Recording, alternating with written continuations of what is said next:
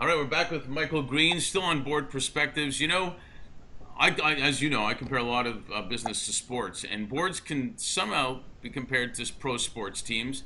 I interviewed an executive a while back that said, they always look to win of an NHL team. As a matter of fact, he said they always look to win the championship every year, but they know they probably won't. But one thing they do want to have is a winning season, and to get a winning season every year, he said we need to have trust, we need to have diversity of skill sets, we need to develop a winning culture. On the boards you've been at in your experience, how does a board develop a winning culture to be valuable and successful? Well, I think that the first thing is hiring the right management team. Often a board member comes in and management exists. You need to have the right management that you really believe in. Because if you don't believe in management, they know, and the dynamic between the board and management is uncomfortable and definitely not a winning culture. And I think you need to have trust. So those, what you brought up, I think that if management knows that you trust them, the relationship can be more open and more of a problem-solving relationship that I think helps drive ideas and thoughts forward, as opposed to a defensive mindset where people don't trust each other, and then it's hard to have productive conversations.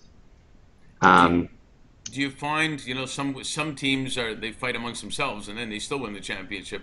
Do you find that it's hard to have a board that has a winning culture in itself?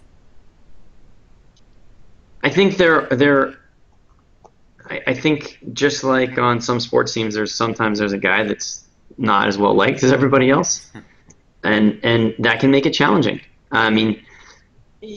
Personalities matter, and if the wrong mix of personalities are there, then it can make a less than conducive environment. And I think you can win despite that, but I think it makes it more unpleasant for everybody involved.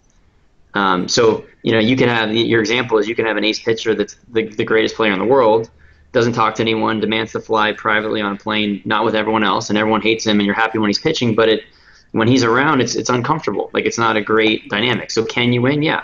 Would it be more fun to win if he was a nice guy? Yeah. Will it also be more likely you'll win if everybody, for lack of a better word, not got along but worked together somehow?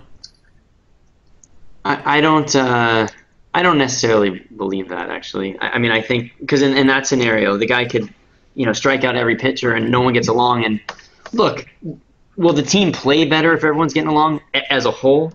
Yeah, like every other guy might be able to carry the team. If one superstar is that good, he could make them win.